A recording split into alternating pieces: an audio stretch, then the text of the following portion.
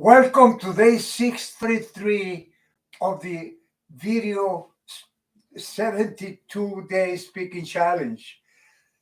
Today, we're going to talk about memorizing your speech. Well, we've talked about it several times, and the recommendation is not to memorize it, to internalize it by using keywords. Well, sometimes you have no way out but to memorize it, especially if English is not your first language. In my case, English is not my first language, and many times I have to memorize it. What is the best way to memorize it is to break it down in sections, and we talked about that yesterday. And when you break it down in sections, then you write down the beginning of each section. That's what we have here. When you write the beginning of each section, then you memorize the first words of the first section. And then you memorize the rest of the section. And then you write a small piece of paper where you write this section. And you write it little papers for every one of the sections. You put it on your desk, and then you play a game and you pick up the paper. And whatever paper that you pick up, then that's the section, and then you practice saying that section after you memorize all the sections, of course. And the thing is that you have to say that section out loud, already memorized. And you say it out loud as fast as you can. That's one of the things that will allow you to memorize it faster.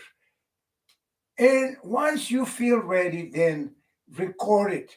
There is one application that if you're a Toastmaster, you will know about this application. It's called Youthly. Use it and find out about it. And you can find out about it using Google Chrome. It's a fantastic application. You just record it there, it gives you the transcript, and you can use it as many times as you want to. Doing that will allow you to memorize your speech and then just check it out.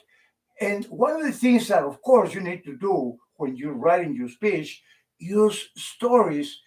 When you use stories, they are your stories. You'll be able to do even better because they are your stories. Come up with the dialogue, the conflict, especially if there is a conflict there, if you have the dialogue, they allow you to shorten the stories as well. So use those stories that have the dialogue and the conflict, and you'll be able to memorize those uh, speeches that you have faster and come up with a speech that you'll be able to connect with the audience. Because that's also very important. When you are memorizing something, make sure that it doesn't sound like it's being memorized. You have to memorize it in such a way that you're speaking from your heart and not from your head. The audience will notice if you're speaking from your head because they'll note that you close your heads or you're looking up trying to think about that word that you can't remember. What is the word? What is that word? And if you forget that word, then you forget the whole speech. That's why you have to practice, practice, practice until it comes out naturally. Good luck. It needs practice. You need to practice, practice, practice. Thank you for listening. We'll see you again tomorrow. Stay safe. Stay proactive, practicing until you get that speech internalized and memorized. Goodbye.